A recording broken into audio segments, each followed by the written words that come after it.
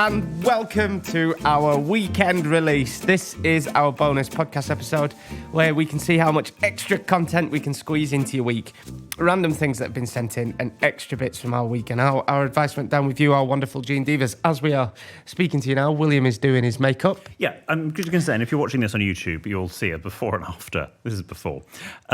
We've come in to do some interviews to promote the book, and we weren't meant to be filming or recording an episode, and it has been sprung on me, and so I thought I'll just do my makeup whilst we record the episode. The moment I wake up, before I put on my makeup, I say a little prayer for you. On your knees.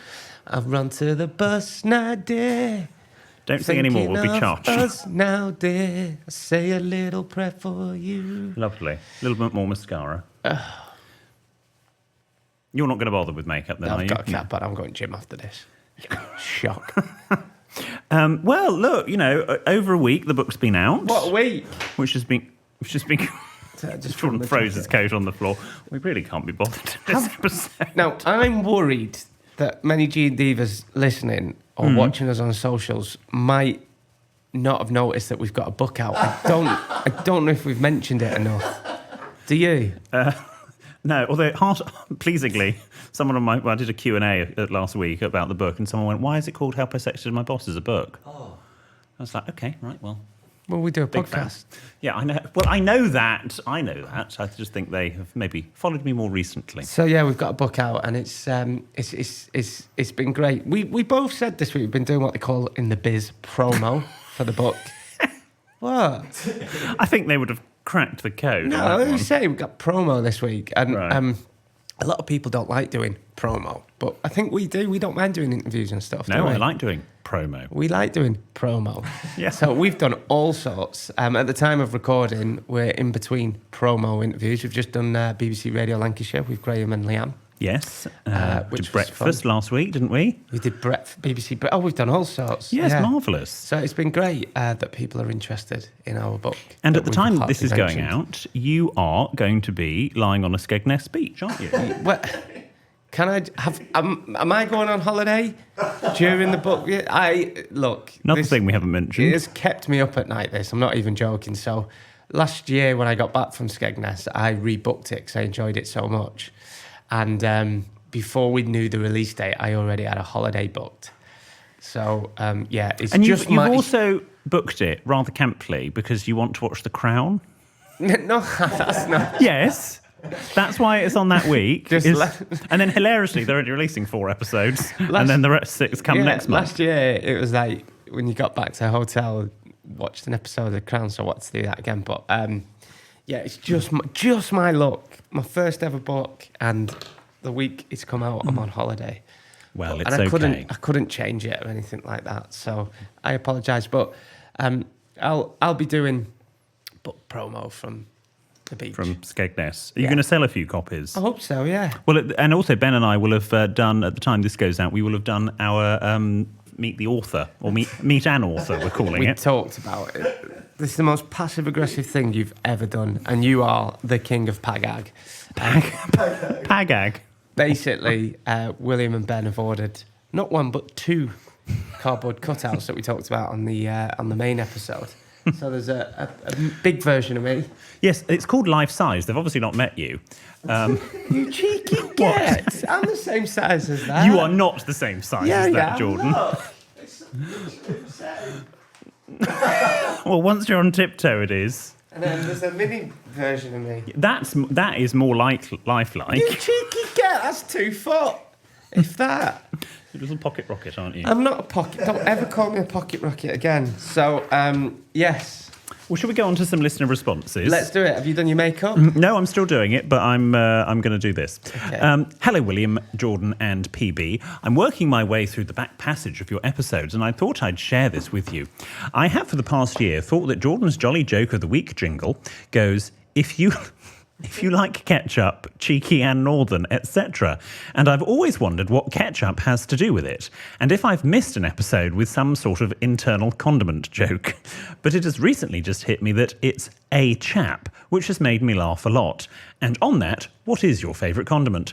All the best, Sonia, well, shall we listen to the jingle just to see if we can hear ketchup? Let's listen. If you like a chap who's cheeky and northern, you're in for a treat with our Jordan. And if a giggle is what you seek, you're sure to love Jordan's Jolly Joke of the Week. Cha-cha-cha. It's not ketchup. It's if you like a chap that's cheeky and northern, you're in for a treat with our Jordan. My favourite condiment, you can't beat a bit of red sauce. I like them all. Is calling it red sauce a northern thing versus Apparently ketchup? so, yeah. Okay. We never called it ketchup. Sometimes red sauce, sometimes Tommy K. Tommy K? Yeah. I was at school with him. That's what my little brother used to say. We got any Tommy K? God. I think it's our Phoenix Nights. Any Tommy K? But I do like a bit of mayonnaise as well. I like horseradish. I know. It depends. Do you know what? I don't know. I love mustard. I love the American mustard. Yeah. I love a tartar sauce. Okay, you're indiscriminate. It's sour cream classed as a condiment because I have a lot of that on my teas and stuff. It's sour cream. I wouldn't say it's a condiment, no. I love brown sauce. I've famously talked about this before. Daddies? Yeah. No HP. Okay, More of an HP. Are you? But on a sausage or bacon butty, try this. Try all three. Ketchup, brown sauce and mustard. And you can thank me later. If you're listening now, try it this weekend when you have your bacon butties. I do have horseradish with quite a lot of things. Or if you're vegan, just your bread. Nice plate of air. Would go very nicely. Well, I think I've done my makeup for those that want an update. What's your favourite condiment? Horseradish? Horseradish. I like it creamed, though, preferably, because I find horseradish on its own too strong. Cream. Ben, do you like it creamed? I like it creamed. But You do? mayo, I think. Mayo. You can do so much with it. Adam? Oh, I forgot. Thanks, Adam. I've got a nickname for Adam, by the way. You know, we said we'd come up with it. Yes. AV Adam. AV Adam. Yes, Okay. because he does the cameras and that. Yes. Nice. Rachel from Penguin Random House, favourite condiment? Wasabi mayo. Oh. Wasabi mayo. She definitely works in PR with that answer. Wasabi mayo. Yes. Love it. So that's not a publishing answer. I don't know what is. Well, Sonia, I hope you're glad you asked. This next one is from Carolyn. Hello, William, Jordan, EPB and Diego. I have the same issue as your listener with the annoying neighbour's alarm clock going off. I'm in a flat and I'm a light sleeper and my neighbour's alarm clock also goes on and on. It starts at 5:30 but they leave it going until 6:10 a.m. when a loud old-style phone alarm goes off. Then they finally get up and walk around like baby elephants. I've noticed that if I play some getting up music quite loudly with my phone held against the adjoining wall, their alarm soon turns off. My top tune recommendations are Get Up, Everybody, Moose Tea Remix by Byron Stingley. Everybody Get Up, 5. And Everybody get up. Military Wake Up Trumpet. This is the one of the most effective, and Carolyn would highly recommend it. My mum used to have an argument with the neighbours through the walls. She used to shout at us if we got up too early, at the weekend. And once the neighbour said, "Do you want to shout?" and he was louder, Wendy, and they were having like a screaming match through the walls. But that's good. That's a good way of doing it. I think, beat them, play them at their own game. My neighbours, I don't know if it's above us or next door.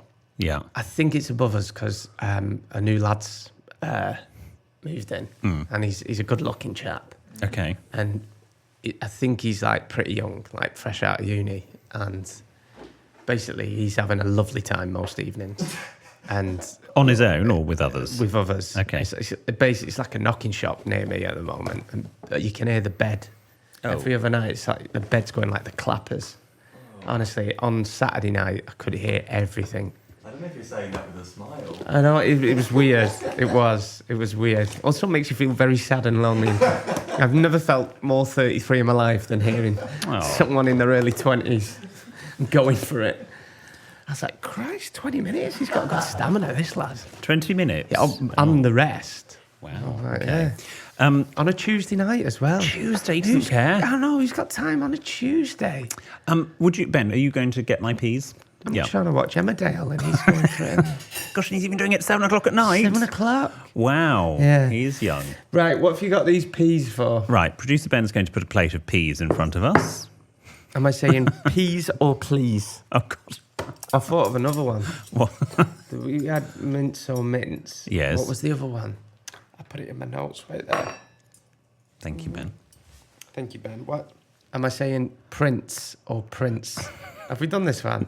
Right. So print. Okay, or you've got to cover your prince. mouth, though. Okay. Prince. As in royal. Yes! There you go. It's exciting. Peas or please? Well, okay, which one do you want to say?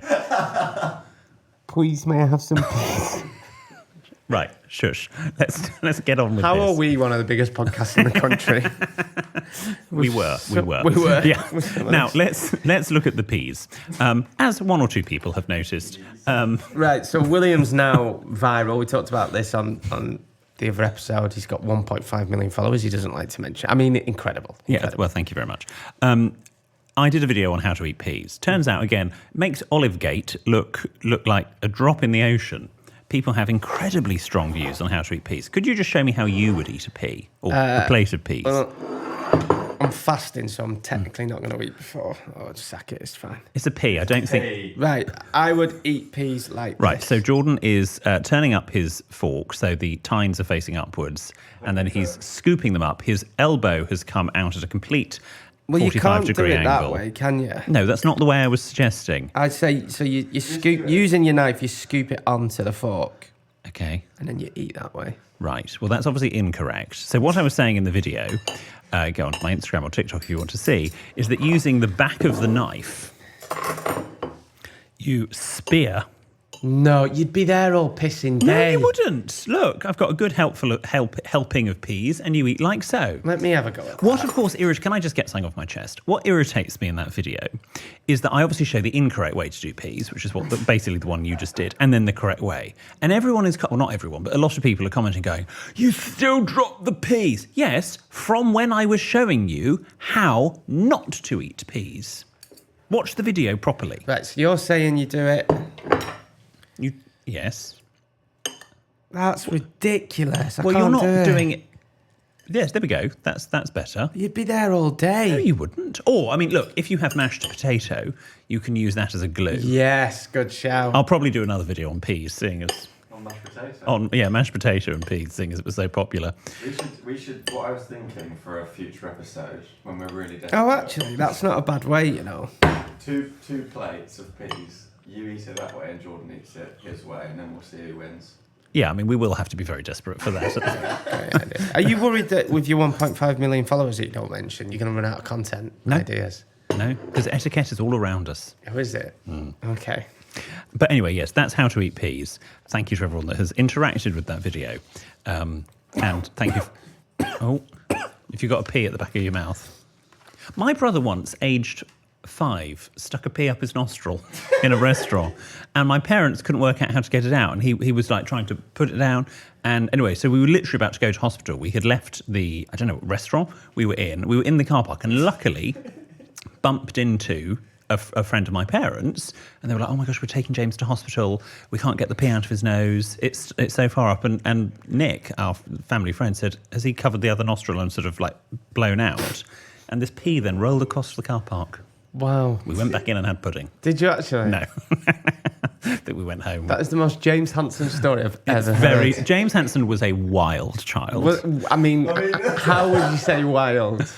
Oh, he would not sit still. He wouldn't sit in the pushchair. James, obviously being 3 years younger than me, he had the push. Obviously, he was in the pushchair. I was older. He wouldn't sit in it. So I, aged like 6 and 7, just got in the pushchair and got pushed around because they had it out with them. I thought, I'm not walking. If that doesn't... You've lived like that ever since. And I have lived like that ever since. Yeah, that's the most...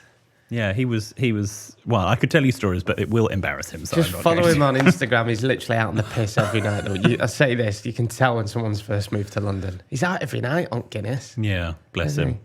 Anyway, we've got more of your correspondence. Whippity woo! Welcome to Times Radio. Whippity. I'm James Hansen. Whippity woo! Woo! Today we're going to be talking about politics. Whippity woo! He's a very good broadcaster. I know. I need to stop taking the piss out of fellow broadcasters. He brought down a prime minister, for heaven's sake. Meh. More or less. I mean, He contributed. I mean, she brought herself down. she kind of brought herself down. Yeah, but anyway. Anyway, we've got more of your listeners' responses after these messages. Now, this next section of the podcast is brought to you by Indeed, the UK's #1 job site, which makes finding better work easier and more effortless. One of the things Indeed champions and believes in is skills-based hiring, which is basically about hiring people based on their skills rather than their academic credentials. Now, it's no secret I've had a fair few jobs over the years, and it's only now as you get a bit older you come to realise that you actually pick up skills that you wouldn't necessarily think are transferable at first, but definitely are when you think about it. Yes, true. So what transferable skills have you picked up over the years in all of your many roles you've done? I think in any job, any job, the first Timekeeping. Timekeeping, definitely. You're very good at that. Communication skills. Yep, you're excellent. You're a radio presenter. You know, I worked as a pot washer. That was one of my first jobs, and that's all about teamwork. Yeah. Yes, which makes the dream work. It does. Like, it's so many. There's so many. Okay, so building on that, can you share an example of a specific skill or experience from a previous job or role that you've successfully applied in your current role as a radio presenter / podcaster? When we first started doing this podcast, and then we did some live shows, which I was terrified for. You really, I almost at one point thought you were going to walk out. Really nervous and nearly ran out of the backstage door. Yeah. Remember? But then when I do Saturday Night Takeaway now, and you're live on telly, like I feel like I've definitely can cope more in front of an audience because of that. It was interesting watching the Saturday Night Takeaway documentary, the behind-the-scenes thing they did of the last series, and when it showed some sort of shots of you preparing for your items, I could obviously, knowing you quite well, I could see how sort of tense you were getting, and because you care about the job that you're doing. Oh yeah, I still get nervous, but I feel like since we've done all those live shows, I've transferred it from the podcast to Saturday Night Takeaway. There's loads, like any job. Like when I worked in a kitchen at uni, that teaches about teamwork and you know, shouting at people or getting shouted at isn't going to get the best out of them. No. So now when Ben's made a mistake, it's all about... What do you mean when? You mean if? If Ben's done a mistake, it's about doing it nicely and not being like, well... And to be fair, look, in my job, it's quite a lonely existence sometimes being an etiquette coach, because although I have very close colleagues, there aren't many of us that do it. But actually, to be fair, doing this podcast and having a routine, and that's something I have never had because as a freelancer, you often don't have routine. But coming in sort of once a week with my little commute, coffee shop routine, saying hello to everyone, coming in. I love that. I would hate for that to be my 9 to 5, and I take my hat off for anyone whose 9 to 5 it is. But I do like the fact that I've got a permanent base, because that's something I perhaps lack in being a freelance etiquette coach. I think being on the radio as well every day, and it can be quite, I know it's a laugh and stuff, but it can be quite stressful at times. Especially like when a guest pulls out, or you've got to get of the interview. You've got to get into the news at a certain time, and you can definitely learn to cope better in stressful situations. Definitely over the years. Completely agree.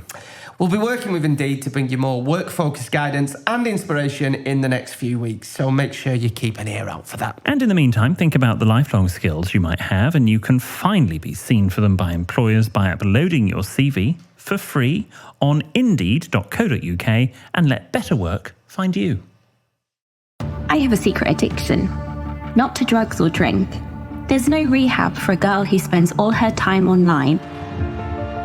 I'm Sue Perkins, and you're listening to Carrie Jade Does Not Exist, a podcast about how one woman who took on over 6 different identities infiltrated the lives of vulnerable people, lied her way into gaining their trust, and built up a picture-perfect persona until she got tangled up in her own web of lies.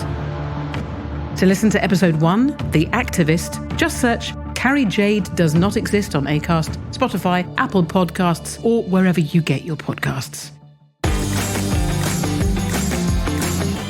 Okay, let's go on to some more listener responses. This one is from Kelsey.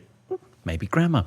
Hi boys, I've just listened to the Halloween episode where William suggested that the Channel 4 app be called 4Play, and it reminded me of something I had to share.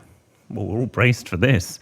My maternal aunt, Karen, is very well known for not thinking before she speaks. What's the difference between an aunt and a maternal aunt? A maternal aunt? Yeah, it's not a joke, I'm genuinely asking. Oh, I see. It's just an aunt on your mother's side. Oh, okay. As opposed to a paternal aunt, which would be an aunt on your father's side. Or an aunt through marriage. Yes. Yeah, okay. Anyway, this Karen, as it were, is known for not thinking before she speaks. Sadly, my mum is no longer with us, but she and my dad are still very close. I was on the phone with her one evening and she said, "I'm sorry, Kels, I have to go. Your dad has come round and put me on all fours." Shocked, I tried to call her back, and when she didn't answer, I called my dad. As soon as he answered, I screamed, "What are you doing to Karen?" What she meant to say was my dad... What she meant to say was my dad was setting up the All Four app for her. Ever since, I have called the app All Fours, and it still makes me chuckle. Kelsey, it's phenomenal. Graham did that with my mum. Really? Yeah, he was. Does he want this story shared? No. We was in the car. Yes. And I can't remember what he did. And they used to high five, and then he started changing it to fist bumps. And he said to Wendy, "Fist me." And we were all in the back of the car like, "What have you just said to Mum?" He went, "No, fist me." And I went, "No, it's not called fisting me, it's called a fist bump." There's a radio outtake from me on Tony Lives' show on 5 Live, which would have been around the time that you and I met, where I was a sort of what they called presenter's friend at the time, and the other presenter's friend was a broadcaster called Trish. And we were talking about greetings, and again she said, "Oh, my nephew, he fists." And obviously, Tony Lives and I lost it. Were you proper laughing? Oh, yeah, On proper the laughing. BBC? How Yes, very I dare know. Anyway, thank you for sharing that, Kelsey. I love that. Now, a few of you Gene Divas have been in touch about a German TikToker. It's the first time hearing of it, called Jultainment. Verstanden durch Technik. Saying he has an uncanny resemblance to me. Now, I think I actually need to be the judge of this. So EPB has one of his TikToks ready to show us. Is it a German William Hansen? I mean, I look fairly Germanic anyway.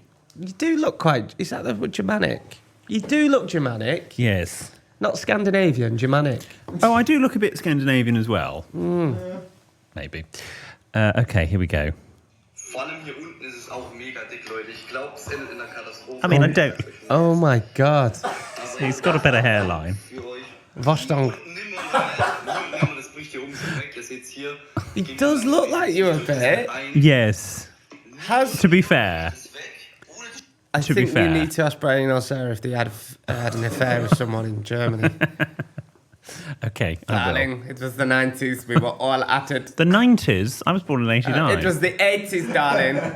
I don't know. I could have children everywhere. No, that's really inappropriate. Sorry. That's probably too far even for me. She's not. She's got James and William. Yes. William and James. William and James, thank you. Okay. And that guy. And that guy. What's he called? Jultainment. Jultainment. Sounds German, doesn't it? He does. Do you speak? We've talked about this. Do you speak? I'd love to Ein speak. bisschen. Ein bisschen. Bisschen. Ein bisschen. Yes. I'd love to speak German. Would you? German and Spanish I'd like to speak. Okay. German sounds good. Verstanden durch Technik. Well, you need to learn more than that. I'd love to like stump my toe and just go, Scheiße. Dumpfkopf is dumbhead. Dumpfkopf. The other words I learnt, really useful, Schädling vom Schmittel, which is pesticide. Schlängend kommt der Renk und Schmittel. Schwarzwälder Kirschkuchen, See, it's such a beautiful which language. is Black Forest Ghetto. Schlotzfällen Skieskuchen. Sound like I'm big. Die Umwelt ist kaputt. Oh, The Umfeld is the kaputt. die Umwelt is sehr, oh God, I've forgotten it now. Die Umwelt is sehr wichtig. Warmer Schloten macht die Umwelt kaputt. I have never found you more attractive right now. It's a beautiful How language. quick, get the stubble maker. I'll put that on. I'll start speaking German. How do you say Angela Merkel in German? Angela Merkel. Angela Merkel. Eins, zwei, vier, fünf. 1, 2, 3, 4, 5, 6, 7, 6. I could listen to it all. It sounds great, doesn't it? Give me just one more German. Auf Wiedersehen, pet. Auf Wiedersehen. Guten Tag. Guten Tag. I won't believe I lived in Berlin for 3 years, would you? You were in Berlin. Yes, I lived in Berlin. Our Dominic were born there. Oh, but you were quite young. Yeah. Have you been back to Berlin since? No. No, I think you'd like it. Would I? Yeah. Have a great time. Okay.